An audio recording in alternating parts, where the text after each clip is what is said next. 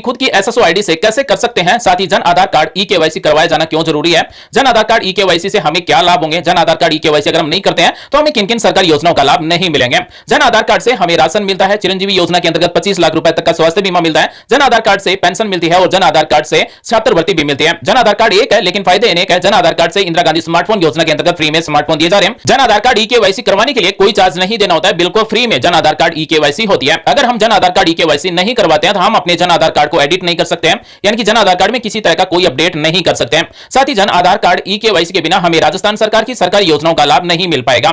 अब जन आधार कार्ड में e KYC क्यों करवाई जा रही है ये हम आपको बताने वाले हैं। Jan Aadhaar card e KYC करवाने के पीछे मुख्य उद्देश्य है आधार कार्ड को जन आधार कार्ड से ई केवाईसी करके जोड़ना। हालांकि पहले से आधार नंबर जुड़े हुए हैं लेकिन आधार कार्ड में नाम अलग है, जन आधार कार्ड में नाम अलग है, जन आधार कार्ड में डेट ऑफ बर्थ अलग है और आधार कार्ड में अलग है। इसी विसंगति को हटाने के लिए जन आधार ई केवाईसी करवाई जा रही है। अगर आप जन आधार ई केवाईसी एक बार कंप्लीट कर देंगे तो उसके बाद में आप जन आधार में नाम, डेट ऑफ बर्थ लिंक को अपडेट नहीं कर पाएंगे। तो दोस्तों आप अपने जन आधार कार्ड की ई केवाईसी अपने खुद की एसएसओ आईडी से कैसे कर सकते हैं ये जानने के लिए आप इस वीडियो के साथ बने रहिए। तो सबसे पहले आपको राजस्थान सिंगल साइन ऑन यानी कि एसएसओ पर आपको यहां पर अपनी एसएसओ आईडी पासवर्ड लगाना है, कैप्चा कोड लगाना है, लॉगिन कर देना है। अगर आपकी एसएसओ आईडी नहीं बनी हो तो आप रजिस्ट्रेशन पर क्लिक करके रजिस्ट्रेशन कर सकते हैं। हालांकि परिवार में किसी न किसी की एसएसओ आईडी जरूर बनी हुई मिल जाएगी। लॉगिन पर क्लिक करने के बाद में डैशबोर्ड इस तरह से मिलेगा। राजस्थान सरकार की जितनी भी सरकारी योजनाएं उन सभी सरकारी योजनाओं के ऐप मिल जाएंगे। जन आधार ई केवाईसी करवाने के लिए प्रत्येक सदस्य का ई केवाईसी किया जाएगा, इसलिए हमें सभी सदस्यों को मार्केट में न ले जाना पड़े, इसलिए हम अपनी खुद की एसएसओ आईडी से भी ई केवाईसी कर सकते हैं। तो यहां पर हमें मिलता है जन आधार और यहां पर आप सर्च कर सकते हैं जन आधार। जैसा कि आप सभी यहां पर देख सकते हैं ये आ गया जन आधार, इस पर हमें क्लिक कर देना है। तो जन आधार पोर्टल इस तरह से ओपन हो जाएगा। अगर पोर्टल ओपन नहीं होता है तो आपको अपनी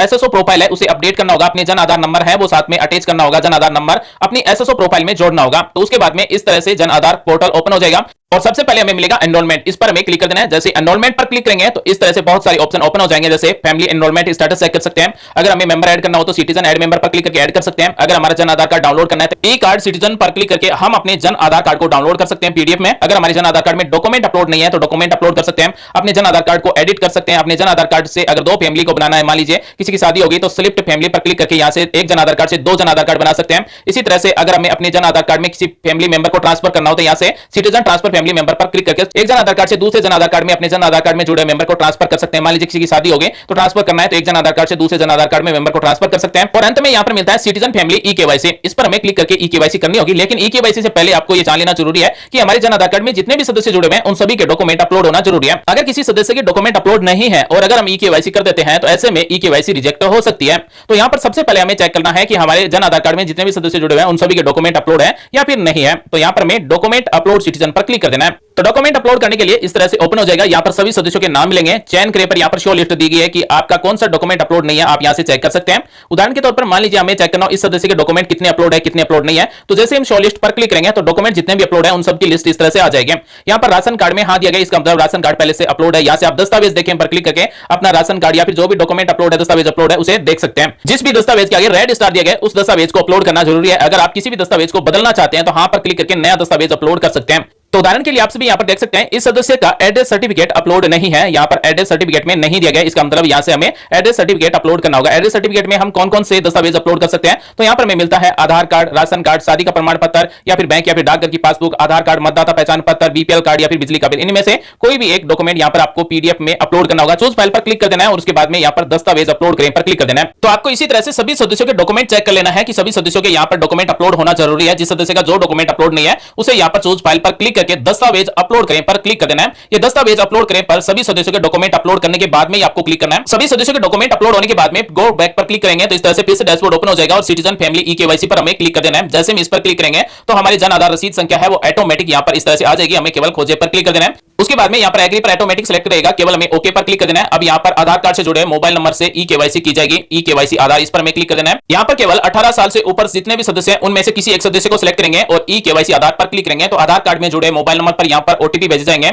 अगर आपके पास बायोमेट्रिक है तो आप फिंगर स्कैन भी कर सकते हैं। तो मैं ऐसा घोषणा करता हूं, इसे सिलेक्ट करेंगे, ओटीपी भेजें पर क्लिक करेंगे। हमारे आधार कार्ड में जुड़े मोबाइल नंबर पर 6 अक्षर का ओटीपी आएगा, ओटीपी यहां पर टाइप करना है, ओटीपी मान्य करें पर क्लिक कर देना है और उसके बाद में Jan Aadhaar e KYC portal open हो जाएगा। यहां पर इंपॉर्टेंट कुछ पॉइंट दिए गए। 5 वर्ष से छोटे सदस्यों का आधार एवं केवाईसी अनिवार्य नहीं है, यानी कि हमारे जन आधार कार्ड में 5 साल से छोटा जो भी सदस्य है या फिर 5 साल तक है उसकी ई केवाईसी अनिवार्य नहीं है। 5 साल से बड़े सभी सदस्यों की आधार केवाईसी अनिवार्य है, इसके बिना आप जन आधार कार्ड की सेवाओं का लाभ नहीं ले पाएंगे। और आधार केवाईसी होने के बाद में हम अपने जन आधार कार्ड में नाम, डेट ऑफ बर्थ और लिंक को अपडेट नहीं कर पाएंगे। हमारे आधार कार्ड में जो नाम है वही नाम रहेगा, वही डेट ऑफ बर्थ रहेगा और वही लिंक रहेगा। अब जन आधार कार्ड में नाम, डेट ऑफ बर्थ, लिंक को बार बार में अपडेट नहीं किया जाएगा, केवल आधार कार्ड में है वही रहेगा। तो सदस्यों के आधार कार्ड में नाम है वो सही होना चाहिए। अगर पढ़ाई करने वाले बच्चे हैं तो उनका मार्कशीट के अनुसार नाम सही होना चाहिए, डेट ऑफ बर्थ है वो भी सही होना चाहिए, क्योंकि यहां पर ईकेवाईसी होने के बाद में आप अपडेट नहीं कर पाएंगे।